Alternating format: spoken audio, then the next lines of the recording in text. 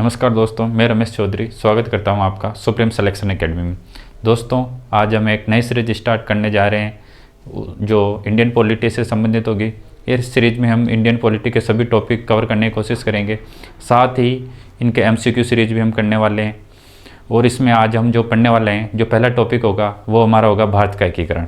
जब भारत आज़ाद हुआ, आज़ाद होने के बाद भारत में कई समस्या आई थी। उन समस्याओं में सबसे मुख्य समस्या थी भारत का एकीकरण। उसके अंदर सरदार वल्लभ भाई पटेल ने अपनी अहम भूमिका निभाई थी और उसको समस्या को समाधान किया। तो इस प्रोसेस में कि कितना समय लगा, क्या हुआ, वो हम आज बात करने वाले। तो सबसे पहले हम आज बात करेंगे भारत के एकीकरण। भारत के एकीकरण की बात करते हैं तो 1947 में भारतीय स्वतंत्रता अधिनियम आया। उस स्वतंत्रता अधिनियम की धारा 8 के तहत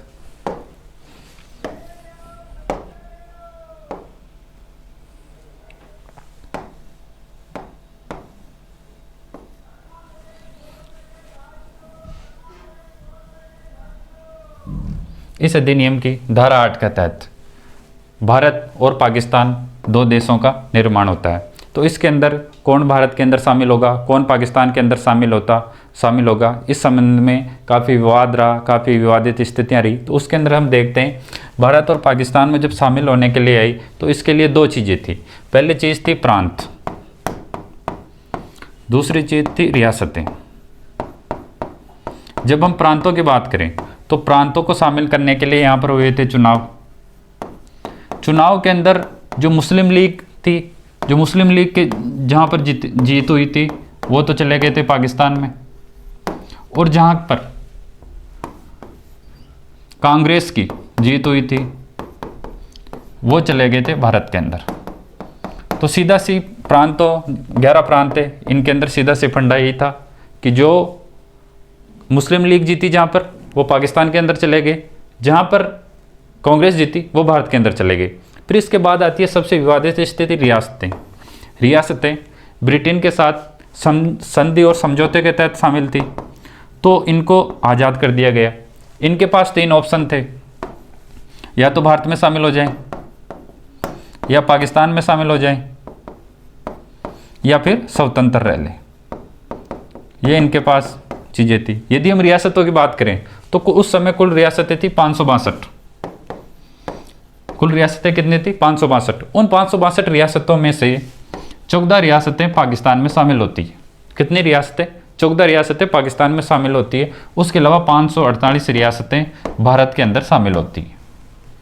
ये यहाँ तक चीज़ें। भारतीय स्वतंत्रता अधिनियम 1947 की धारा 8 के तहत भारत और पाकिस्तान का निर्माण होता है। जब धारा और 8 के तहत भारत पाकिस्तान का निर्माण होता है तो उसमें बात आती है प्रांत कौन से में शामिल होंगे, रियासतें कहाँ शामिल होगी। तो प्रांतों में जहाँ चुनाव हुए, चुनाव के आधार पर जो मुस्लिम लीग जीती वो पाकिस्तान में शामिल हो गए, जो कांग्रेस जीती वो भारत के अंदर शामिल हो गए। बाद विवादित स्थिति है रियासतें किधर शामिल होगी किधर नहीं, तो उनको स्वतंत्र कर दिया। स्वतंत्र करने के बाद उनके पास 3 ऑप्शन रखे गए थे, या तो भारत में शामिल हो जाओ, या पाकिस्तान में शामिल हो जाओ, या स्वतंत्र रह लो। तो उस समय हम देखते हैं कि कुल 562 रियासतें थी। 562 रियासतों में 14 रियासतें पाकिस्तान में शामिल हो जाती है और 548 रियासतें भारत के अंदर शामिल होती। तो इनके अंदर 3 ऐसी रियासत थी जिनको शामिल करने के लिए भारत ने अच्छे प्रयत्न करने पड़े, या सीधी सीधी ये शामिल नहीं हो रही थी। उनके अंदर हम बात करें तो जम्मू कश्मीर थी, जूनागढ़ था, और एक हैदराबाद। यदि हम बात करें आगे तो इनके अंदर हम देखते हैं कि भारत और पाकिस्तान के दौरान जो रियासतें आई उनके अंदर 4 भागों में भारत में जो राज्य थे उनको 4 भागों में बांटा गया था, ए, बी, सी और डी।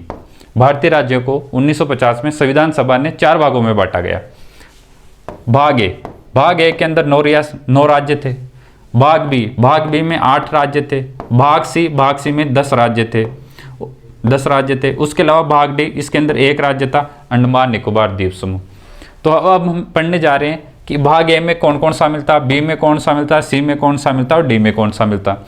जब हम भाग ए की बात करें कि भाग ए के अंदर कौन शामिल होंगे, तो उसके अंदर वो राज्य शामिल होंगे जहाँ पर प्रांतों का शासन था। कौन का शासन था? ब्रिटिश भारत में गवर्नर जनरल का शासन था। किनका था? गवर्नर का शासन था वो भारत में शामिल होंगे, मतलब भाग ए के अंदर शामिल होगी।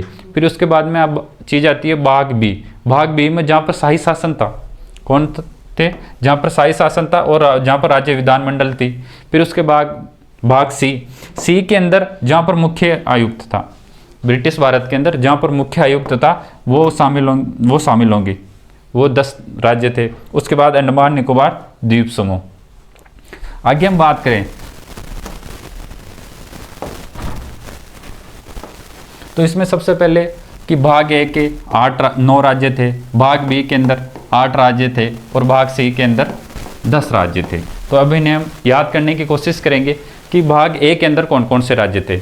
यदि हम भारत की बात करें, नक्शे की मैप की बात करें, तो मैप के अंदर हम मोटा मोटी देखते हैं, इस तरफ असम, कौन सा राज्य, असम। फिर उसके बाद में वेस्ट बंगाल, वेस्ट बंगाल के नीचे ओडिशा। फिर इधर हम देखते हैं बिहार। फिर हम देखते हैं यूपी के नीचे एमपी, मध्य प्रांत, संयुक्त प्रांत। फिर इसके इधर देखते हैं हम पंजाब और इधर देखते हैं हम बम्बई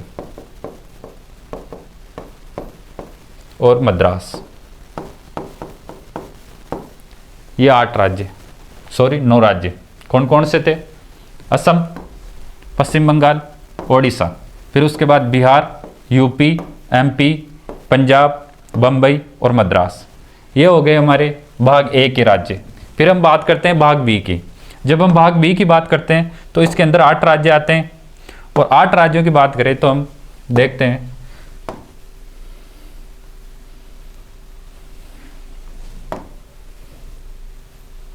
सबसे पहले यहाँ पर देखते हैं हम जम्मू कश्मीर।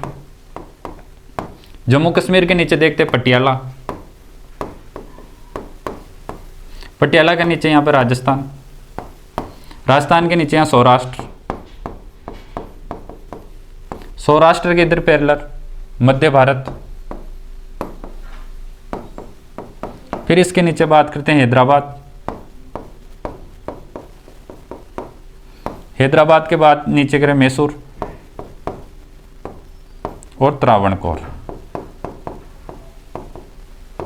इस प्रकार ये 8 राज्य थे, पटियाला, राजस्थान, सौराष्ट्र, मध्य भारत, हैदराबाद, मैसूर, त्रावणकोर और जम्मू कश्मीर। यदि हम बात करें तो कन्फ्यूजन होता है, एक मध्य भारत और एक होता है मध्य प्रांत। यदि मध्य प्रांत की बात करें तो ये पार्ट ए के अंदर, भाग ए के अंदर शामिल है, और मध्य भारत की बात करें तो ये भाग बी के अंदर शामिल है। ये भाग ए और भाग बी। डायरेक्ट अपन को जब भाग बी में जाना है तो हमें भारत की पश्चिमी सीमा को पकड़ना है, ऊपर से नीचे चलना है। सबसे पहले यहाँ देखेंगे जम्मू कश्मीर सिर पे, फिर मध्य के अंदर देखेंगे हम पटियाला पंजाब के अंदर, फिर राजस्थान, फिर सौराष्ट्र, फिर हम देखते हैं मध्य भारत, बरार वाला क्षेत्र इसके अंदर आता है। फिर हम देखते हैं हैदराबाद, फिर नीचे मैसूर जो वर्तमान में कर्नाटक राज्य के नाम से जाना जाता है, त्रावणकोर जो वर्तमान में केरल के राज्य के नाम से जाना जाता है। यह है भाग बी। भाग ए के हमने पहले पढ़ लिया था। अब बात हम करते हैं भाग सी के बारे में। तो भाग सी की जब हम बात करते हैं तो इसके अंदर आते हैं 10 राज्य, 10 केंद्र शासित प्रदेश थे। तो इनको अब एक ट्रिक से याद करने की कोशिश करेंगे। कैसे? अभी बिक गए कौन? मंत्री जी कहीं दिल्ली में। अभी बिके मंत्री जी कहीं दिल्ली में विध्वंस ना कर दे। क्या ना कर दे? विध्वंस ना कर दे। 1 मिनट समझने की कोशिश कीजिए। अभी बिके मंत्री जी कहीं दिल्ली में विध्वंस ना कर दे। तो सबसे पहले अभी यानी अजमेर। फिर बात करें हम भोपाल, एमपी के अंदर पड़ता है। फिर हम बात करें बिलासपुर जो ये हिमाचल प्रदेश के अंदर पड़ता है।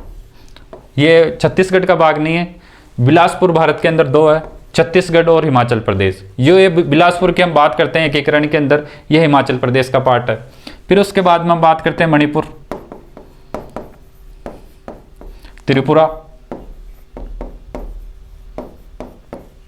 कच्छ, यहां पर एक कुर्ग कर्नाटक का पार्ट है। फिर हम बात करते हैं कच्छ, गुजरात के अंदर है। फिर ये हिमाचल प्रदेश, फिर यदि हम बात करें दिल्ली, और ये विंध्य प्रदेश। तो इस प्रकार ये पार्ट सी के अंदर जो 10 राज्य है इन्हें हम याद करवाने की कोशिश की थी, जिसके अंदर हमने देखा था छोटी सी ट्रिक है, अब भी बिक गए मंत्री जी कहीं, क्या अब भी बिक गए मंत्री जी कहीं दिल्ली में विध्वंस नहीं हो जाए। मंत्री जी कहाँ बिक गए, दिल्ली के अंदर बिक गए, और वो कहीं विध्वंस न हो जाए, छोटी सी ट्रिक के माध्यम से याद किया था। तो ऐसे अजमेर, बी से भोपाल, फिर उसके बाद बिलासपुर, फिर कुर्ग, फिर मणिपुर, फिर त्रिपुरा, फिर कच्छ जो गुजरात के अंदर पड़ता है, फिर हिमाचल प्रदेश, दिल्ली और विंध्य। और डी के अंदर जो शामिल था, वो डी के अंदर एक राज्य शामिल था, अंडमान निकोबार द्वीप समूह। तो इस प्रकार हम देख सकते हैं कि राज्यों को अपन श्रेणीवार याद करने की कोशिश की, और मैप के माध्यम से भी कोशिश की, ट्रिक के माध्यम से भी कोशिश की। अंत में हमें याद होना चाहिए, चाहे वो कोशिश कैसे भी रहो। फिर उसके बाद हम आगे बात करते हैं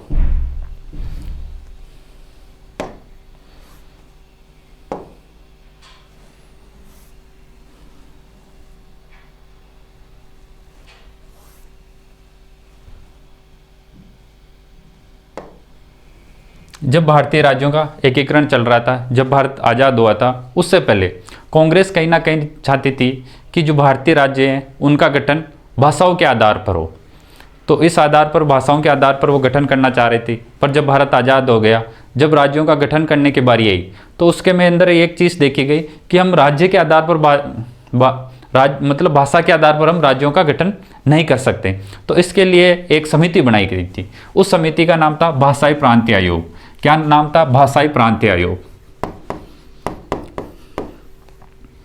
भाषाई प्रांतीय आयोग। इस आयोग के जो अध्यक्ष थे वो थे एस के धर। एस के धर कौन थे? इलाहाबाद हाईकोर्ट के न्यायाधीश हुआ करते थे, सुदर्शन कुमार। कौन थे? सुदर्शन कुमार इस आयोग के अध्यक्ष थे। ये एक सदस्य थे, इस आयोग में ये केवल एक सदस्य थे। इस आयोग का गठन की बात करें तो हम जून 1948 में हुआ था। आयोग का गठन कब हुआ था? जून 1948 में। कई बार एग्जाम में पूछा गया सवाल है, और बार बार पूछा जाने वाला सवालों में से एक है कि भाषाई प्रांतीय आयोग का गठन या धर आयोग का गठन कब किया गया था? तो जून 1948 के अंदर किया गया था। इसके अध्यक्ष कौन थे? इसके अंदर एस के धर खुद थे। वो कौन थे? वो इलाहाबाद हाईकोर्ट के न्यायाधीश थे। फिर उन्होंने अपनी रिपोर्ट दी दिसंबर 1948 में। तो इन्होंने साफ साफ कह दिया कि भाई आप भाषा के आधार पर राज्यों का गठन नहीं कर सकते हो, केवल भाषा के आधार पर राज्यों का गठन नहीं कर सकते हो, आपको प्रशासनिक आधार पर ही भारतीय राज्यों का गठन कर सकते हो। तो फिर इसके बाद के अंदर कांग्रेस भी कहीं ना कहीं चाहती थी कि भाषा के आधार पर राज्यों का गठन हो, पर एक एक्चुअल के रूप में ग्राउंड लेवल पर देखे तो ये चीज़ करना थोड़ी संभव नहीं थी। तो इसके लिए फिर कांग्रेस ने अपना खुद का एक समिति बनाई, जिसे हम जेवीपी समिति कहते हैं। कौन सी समिति? जेवीपी समिति कहते हैं। कई बार ये एग्जाम में आ चुकी है कि जेवीपी समिति में कितने सदस्य थे? जेवीपी 3 सदस्य थे। कितने सदस्य थे? अपने नाम में लिखा हुआ, कितने सदस्य थे? 3 सदस्य थे। 3 सदस्य कौन कौन थे? तो जवाहरलाल नेहरू थे, वल्लभ भाई पटेल थे, और पट्टाभी सीतारमैया थे। कौन थे? जवाहरलाल नेहरू थे, सरदार वल्लभ भाई पटेल थे, और उसके बाद पट्टाभी सीतारमैया था। इसका गठन कब किया? दिसंबर 1948 में। कब किया गया था? दिसंबर 1948 में। धर आयोग के गठन के बाद उन्होंने अपनी सिफारिश दी। उस सिफारिश के बाद जनता उससे संतुष्ट नहीं थी, क्योंकि जनता कहीं ना कहीं अपने भाषा के आधार पर राज्यों का गठन करवाना चाह रही थी, जबकि जो समिति बनी, समिति ने इस चीज़ को अस्वीकार कर दिया। और कांग्रेस के माइंड में पहले से था कि भाषा के आधार पर कहीं ना कहीं करना चाहिए। तो फिर कांग्रेस ने अपनी खुद की समिति बनाई। खुद की समिति कहाँ पर बनाई? है जयपुर के अंदर। जयपुर के अंदर कांग्रेस का अधिवेशन चल रहा था। उस अधिवेशन के दौरान इस पर चर्चा हुई तो जेवीपी समिति बनी। इसी समिति को एक अन्य और ने कांग्रेस की भाषाई प्रांतीय समिति के नाम से भी जानते हैं। किस समिति के नाम से? जेवीपी समिति को दूसरा नाम भी क्या है? कांग्रेस की भाषाई प्रांतीय समिति। इसका गठन कब किया गया? दिसंबर 1948 में। कब किया गया? दिसंबर 1948 में।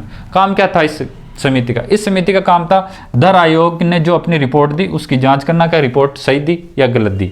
फिर उसके बाद में इन्होंने सिफारिश करी कि राज्यों का गठन भाषा के आधार पर हम नहीं कर सकते, प्रशासनिक दृष्टि से कर सकते हैं, करना चाहिए। परंतु फिर एक इंक्लूड डाल दिया कि हम सोच सकते हैं कि भाषा के आधार पर भी इसका गठन किया जाए।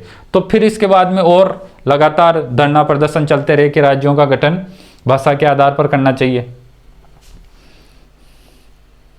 फिर इसके दौरान हम देखते हैं कि जो आंध्र प्रदेश है 1953 के अंदर, आंध्र प्रदेश में कांग्रेस के एक योद्धा थे पोट्टी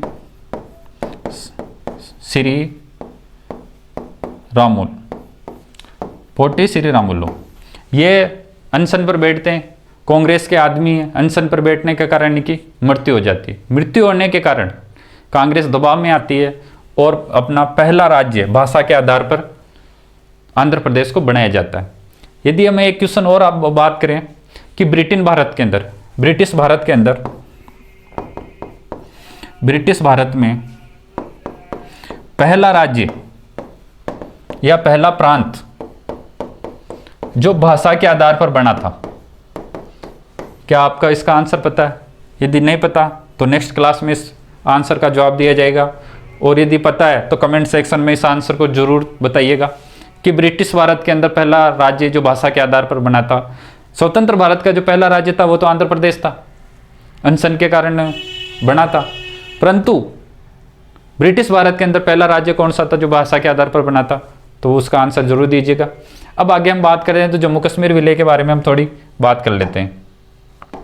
जब हम जम्मू कश्मीर की बात करते हैं तो जम्मू कश्मीर के शासक हुआ करते थे हरि सिंह। जम्मू कश्मीर के शासक कौन हुआ करते? हरि सिंह। यदि यहाँ की डेमोग्राफी की बात करें तो यहाँ पर शासक तो कौन था? हिंदू था, पर यहाँ की जो ज़्यादातर जनता थी वो मुस्लिम थी, और हरि सिंह अपने आप को स्वतंत्र रखने का प्रयास था।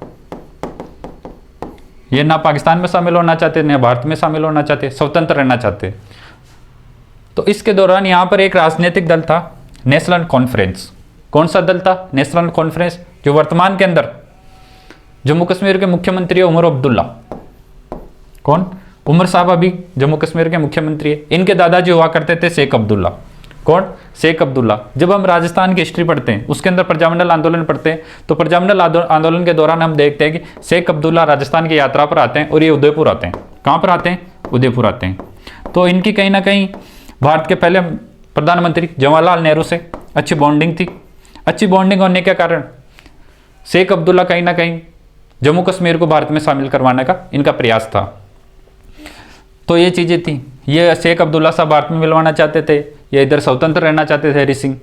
फिर बात आती है कि यहाँ पर 22 अक्टूबर 1947 को एक ऐसा घटनाक्रम होता है जिसके बारे में ना तो हरि सिंह ने सोची होगी ना शेख अब्दुल्ला साहब ने सोची होगी। यहाँ पर क्या होता है, कश्मीर के अंदर कबायली घुस जाते हैं।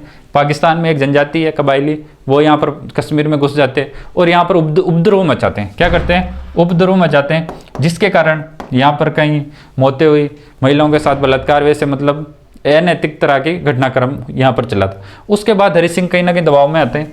दबाव में आकर ये 22 अक्टूबर को टेलीग्राम करते हैं, मैसेज करते हैं दिल्ली कि हमारा सहयोग करो। तो भारत सरकार सहयोग करने के लिए मना कर देती है। सहयोग करने के लिए मना क्यों कर देती है? क्योंकि आप जम्मू कश्मीर भारत का हिस्सा ही नहीं हो, तो भारत आपको किस प्रकार से हेल्प करे। तो इसके लिए वीपी मेनन को जम्मू कश्मीर भेजा गया, यहाँ की ग्राउंड लेवल को देखा गया। उसके बाद 26 अक्टूबर को शेख अब्दुल्ला ने सैन्य सहायता मांगी कि हमारी सहायता करो। भारत सरकार ने वापस मना कर दिया कि हम सैन्य सहायता आपको किस प्रकार दे सकते हैं। उसके बाद 26 अक्टूबर को जब विलय पत्र पर हस्ताक्षर हुए, साइन हुए, उसके बाद भारत सरकार ने जम्मू कश्मीर की सहायता की और यहाँ पर उपद्रव को उनको रोका गया। उसके बाद ये भारत के अंदर जम्मू कश्मीर इस प्रकार शामिल होता है और 27 अक्टूबर को श्रीनगर को सुरक्षित कर लिया गया। उसके बाद हम देखते हैं कि भारत यूएनओ में जाता है। वहाँ पर ये स्थिति अभी प्रेजेंट टाइम में यदि हम कहेंगे यूएनओ की दृष्टि से क्या यहाँ पर होना चाहिए, तो यूएनओ का भी यहाँ पर जनमत संग्रह होना चाहिए। क्या होना चाहिए? जनमत संग्रह होना चाहिए। यहाँ पर चुनाव होना चाहिए। चुनाव होने के लिए जो दोनों देश है, दोनों अपनी सेना वापस लेंगे, दोनों देश अपनी सेना को वापस लेंगे, पीछे लेंगे, फिर उसके बाद यहाँ पर चुनाव कराए जाएंगे। ये दोनों देश सेना को पीछे लेने में असमर्थ, मतलब अपनी समर्थन नहीं दे रहे हैं, जिसके कारण यहाँ पर चुनाव नहीं हो पा रहे। चुनाव नहीं होने के कारण ये विवादित स्थिति अभी तक बनी हुई है। इसके बाद यदि हम आगे बात करें तो आगे बात करेंगे हम जूनागढ़ के बारे में। जूनागढ़ एक रियासत थी जो गुजरात का भाग है। कहाँ का भाग है? गुजरात का भाग है। यदि हम एक शिव मंदिर है सोमनाथ का मंदिर, सोमनाथ के मंदिर की बात करें तो वो कहाँ पर है? वो जूनागढ़ के अंदर है। एक जूनागढ़ का किला है, आप इसको कंफ्यूज होने की कोशिश ना करें, कंफ्यूज ना हो। एक जूनागढ़ का किला जो बीकानेर में है, और एक जूनागढ़, ये जूनागढ़ राजस्थान में नहीं है, ये जूनागढ़ गुजरात का पार्ट है, समझने की कोशिश कीजिए इसको। फिर उसके साथ जूनागढ़ पाकिस्तान के साथ कोई सीधी सीमा नहीं थी इनकी, पाकिस्तान के साथ कोई इनकी सीधी सीमा नहीं थी, इनकी सीमा लगती थी तटीय। तटीय सीमा का मतलब होता था कि ये समुद्र से सीमा लगाता पाकिस्तान के साथ। भाई समुद्र का पानी पाकिस्तान का भारत का पानी मेल खाता था, बल्कि सीधी कोई बॉर्डर नहीं थी। जिस प्रकार जम्मू कश्मीर में हम देखते हैं कि पाकिस्तान जम्मू कश्मीर के साथ सीधी सीमा लगा रहा है, बल्कि हम जूनागढ़ की बात करें तो जूनागढ़ सीधी सीमा नहीं लगा रहा है। और यहाँ की हम डेमोग्राफी की बात करें तो यहाँ के नवाब मुस्लिम थे, और यहाँ की ज़्यादातर आबादी कौन थी? ज़्यादातर आबादी यहाँ की हिंदू थी। फिर उसके बाद में यहाँ की बात करें, यहाँ के दीवान हुआ करते शाह नवाज भुट्टो। कौन हुआ करते थे? शाह नवाज भुट्टो। यदि हम इससे पहले बात करें तो जूनागढ़ 15 अगस्त तक अपने आप को स्वतंत्र रखा था। उसके बाद 15 सितंबर को, कब? 15 सितंबर 1947 को ये पाकिस्तान के साथ समझौता कर लेता है और पाकिस्तान पर विलय पत्र पर हस्ताक्षर कर देता है। कब? 15 अगस्त को। उसके बाद भारत सरकार एक्टिव होती है और यहाँ पर 25 सितंबर को, कब? 25 सितंबर को यहाँ पर आरजी हुकूमत नाम से एक संगठन बनाती है। कौन सी हुकूमत? आरजी हुकूमत नाम से एक संगठन बनाती है। उस संगठन के जो अध्यक्ष थे वो समलदास गांधी थे। कौन थे? समलदास गांधी यहाँ पे इस संगठन आरजी हुकूमत संगठन के अध्यक्ष थे। लगातार यहाँ पर विरोध प्रदर्शन किया गया कि आप यहाँ की जनता की राय जाने बिना किस प्रकार एक नवाब ये फैसला नहीं कर सकता कि राज्य किस देश के अंदर शामिल होगा। तो इस प्रकार यह जूनागढ़ के अंदर ये विरोध प्रदर्शन चलते रहे। उसके बाद यहाँ के शाह नवाज भुट्टो थे, वो 6 नवंबर 1947 को भारत सरकार को यहाँ पर आमंत्रित करते हैं, निमंत्रण देते हैं, आइए सा और यहाँ पर चुनाव करवाइए। फिर उसके बाद 20 फरवरी 1948 को यहाँ पर जनमत संग्रह होता है और जनमत संग्रह में भारत को एक तरफा वोट मिल रहा है, 90% वोट मिलते हैं और जूनागढ़ को भारत के अंदर शामिल किया जाता है। इस प्रकार हमने ये जूनागढ़ का विलय, कई बार क्वेश्चन आता है कि जूनागढ़ कौन से राज्य का हिस्सा है, तो जूनागढ़ गुजरात का हिस्सा है। फिर उसके बाद में आया कि जूनागढ़ क्या पाकिस्तान से सीधी सीमा लगाता था? जूनागढ़ पाकिस्तान के साथ सीधी सीमा नहीं लगाता है, वो एक तटीय सीमा लगाता है। फिर उसके बाद में हम यहाँ की डेमोग्राफी की बात करें तो हम जब जम्मू कश्मीर की बात करते हैं तो वहाँ पर शासक हिंदू था और वहाँ की ज़्यादातर जो जनसंख्या थी वो मुस्लिम थी, जबकि यहाँ पर उल्टा है, यहाँ का शासक मुस्लिम है और यहाँ की जनता हिंदू है। फिर यहाँ का शाह नवाज भुट्टो, यदि हम पाकिस्तान के बारे में थोड़ी बहुत जानकारी रखते हो, यहाँ के बुलाज भुट्टो थे, जुल्फिकार भुट्टो थे, जो पहले पाकिस्तान के प्रधानमंत्री बनते हैं, उसके बाद पाकिस्तान के राष्ट्रपति बनते हैं और उनके बाद वहाँ ये उनको फांसी दे दी जाती है। क्या दे दी जाती है? फांसी दे दी जाती है। इनके बेटे थे शाह नवाज भुट्टो, ये समझ गया। फिर यहाँ पर 15 सितंबर को 1947 को पाकिस्तान के साथ विलय पत्र पर हस्ताक्षर करने वाला कौन सी रियासत थी? जूनागढ़ रियासत थी। उसके बाद 25 सितंबर 1947 को आरजी हुकूमत नाम से एक संगठन बनाया जाता है, उसके अध्यक्ष थे समलदास गांधी। इस प्रकार ये हम जूनागढ़ का भारत के अंदर विलय। अब आगे हम बात करने वाले हैं, वो बात करेंगे अब हैदराबाद रियासत के बारे में। जब हम हैदराबाद की बात करते हैं तो यहाँ पर दीवान था, वहाँ का निजाम था मीर उस्मान अली। कौन था? मीर उस्मान अली वहाँ का निजाम था। जिस प्रकार प्रेजेंट टाइम में हम देखते हैं कि सऊदी अरब यूएई के शेखों को विश्व में सबसे अमीर लोगों की श्रेणी में से गिना जाता है, उसी प्रकार उस समय हैदराबाद के निजाम को, हैदराबाद के शासक को विश्व के सबसे अमीर लोगों की श्रेणी में गिना जाता था। तो उन्होंने अपने इस अमेरिका फ़ायदा उठाते हुए ब्रिटेन के इंग्लैंड के एक वकील हुआ करते थे, वाल्टर मोकन। कौन हुआ करते थे? टन बहुत वजनदार थे।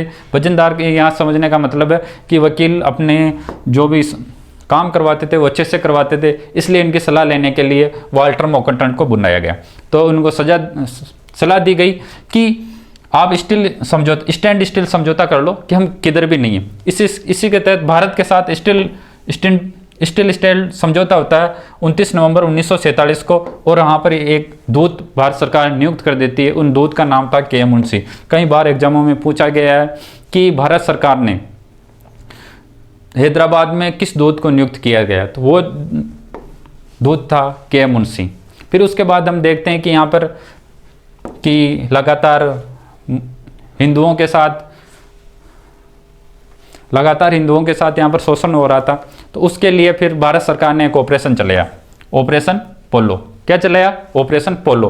13 सितंबर को, कब चलाया गया? 13 सितंबर को ये ऑपरेशन पोलो 5 दिन चला और 17 सितंबर 1948 को मीर उस्मान अली समझौता करते हैं। इस प्रकार हम देखते हैं यह हैदराबाद का विलय। तो हमने देखा, अभी सबसे पहले हमने देखा राज्य की 4 श्रेणियाँ, चारों श्रेणियों के राज्यों को हमने याद करने की कोशिश की मैप के माध्यम से और ट्रिक के माध्यम से। उसके बाद हमने देखा कि जम्मू कश्मीर के विलय को देखा, हमने जूनागढ़ के विलय को देखा और हैदराबाद के विलय को। कई बार क्वेश्चन आया हुआ है सीधा सीधा कि ऑपरेशन पोलो के तहत किसको शामिल किया गया? ऑपरेशन पोलो के तहत हैदराबाद को शामिल किया। आगे हम ऑपरेशन विजय पढ़ेंगे तब और बात करेंगे। ये ऑपरेशन पोलो खेलते खेलते हुए हैदराबाद को भारत में मिला लिया गया। ये कब हुआ? एग्जाम में बहुत इंपॉर्टेंट क्वेश्चन है कि ये कब से कब तक हुआ। ये 13 सितंबर 1948 से 17 सितंबर 1948 तक चला, 5 दिन चला। कब चला? 5। आगे हम ऑपरेशन विजय पढ़ेंगे, वो 36 घंटे चला। वो कितने घंटे चला? वो 36 घंटे चला। ये 5 दिन चला। यहाँ तक क्लियर कट। अब आगे हम पढ़ लेते हैं।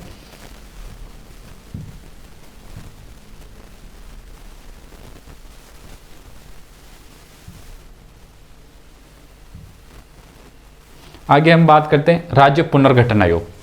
अब बात यह थी कि भारत में लगातार राज्यों के एकीकरण की बात चल रही थी कि किस प्रकार राज्य बनाए जाएं।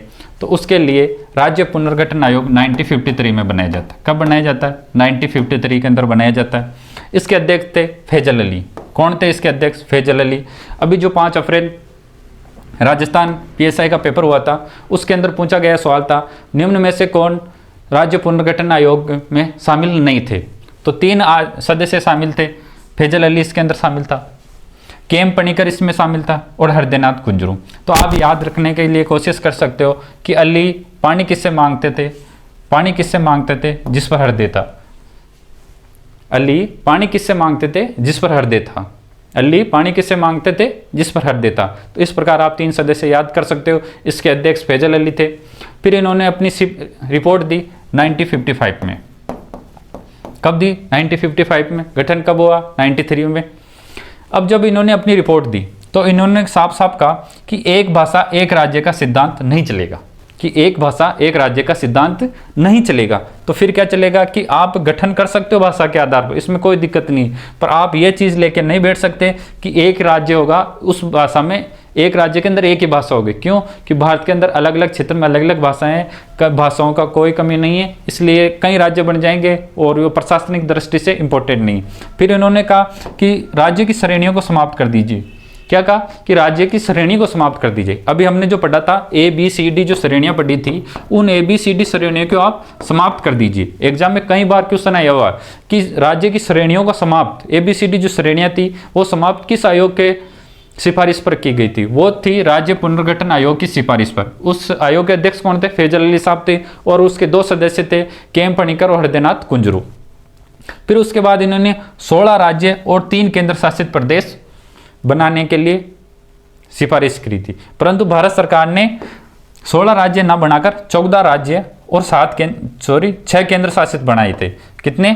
14 राज्य और 6 केंद्र शासित प्रदेश बनाए थे। आगे हम पढ़ेंगे वो राज्य और केंद्र शासित प्रदेश। तो हम सबसे पहले केंद्र शासित प्रदेशों की बात कर लेते हैं। वो 6 कौन कौन से थे? तो सबसे पहले तो हम देख लेते हैं कि दिल्ली। पहला कौन सा है? दिल्ली। फिर उसके बाद हम बात कर लेते हैं लक्षद्वीप। फिर तीसरा अंडमान निकोबार द्वीप समूह। ये कब की बात हो रही है? ये राज्य पुनर्गठन आयोग 1955 में अपनी रिपोर्ट दी। उसके बाद 1956 के अंदर भारत सरकार ने 14 राज्य और 6 केंद्र शासित बनाए गए, केंद्र शासित प्रदेश बनाए। उनमें से 3 अभी जो प्रेजेंट टाइम में दिल्ली, लक्षद्वीप, अंडमान निकोबार, और 3 थे हिमाचल प्रदेश। फिर उसके बाद में चौथा था मणिपुर,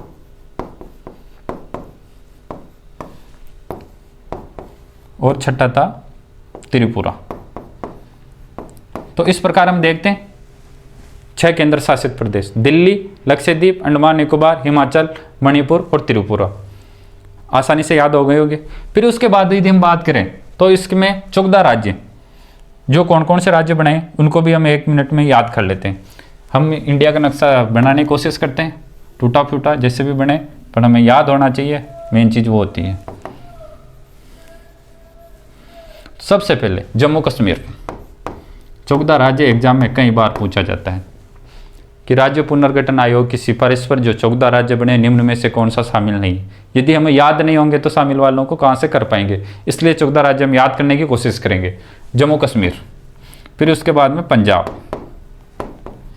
कौन सा, पंजाब, यूपी, कौन, यूपी, फिर इधर बिहार, फिर हम देखते हैं वेस्ट बंगाल, पश्चिम बंगाल, फिर ओडिशा, फिर इधर ऊपर की तो पूर्वोत्तर में देखें तो इधर असम, ओडिशा के नीचे देखें तो आंध्र प्रदेश, अभी हमने पहले देखा ही था कि भाषा के आधार पर पहला राज्य बनने वाला आंध्र प्रदेश। आंध्र प्रदेश के नीचे देखें मद्रास, जिसे वर्तमान में तमिलनाडु के नाम से जानते हैं। फिर उसके बाद बात करें केरल, केरल के बाद बात करें तो मुंबई, जो गुजरात था वो मुंबई का ही पार्ट था। फिर उसके बाद में राजस्थान और उसके बाद में एमपी। आसानी से आप याद कर सकते हो 14 राज्य। जम्मू कश्मीर, मैप की दृष्टि से देखिए ऊपर जम्मू कश्मीर, जम्मू कश्मीर के नीचे पंजाब, पंजाब के बाद यूपी, यूपी के बाद बिहार, बिहार के बाद वेस्ट बंगाल, वेस्ट बंगाल के ऊपर असम, नीचे देखते हैं ओडिशा, फिर आंध्र प्रदेश, फिर मद्रास, फिर केरल, फिर मुंबई, फिर राजस्थान और ये एमपी। देख सकते हो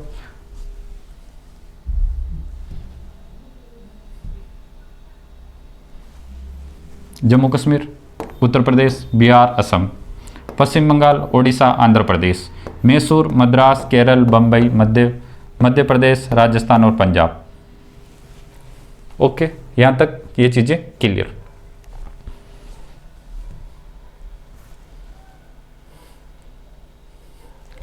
आगे की बात हम करें, आगे की बात हम अगले वाले लेक्चर में करेंगे। यहाँ तक के लिए आप सभी का धन्यवाद, जुड़े रहिए। और इस क्लास के अंदर एक क्वेश्चन पूछा गया था, उस क्वेश्चन को भी कमेंट सेक्शन में उत्तर देने की कोशिश कीजिएगा। Okay, thank you so much.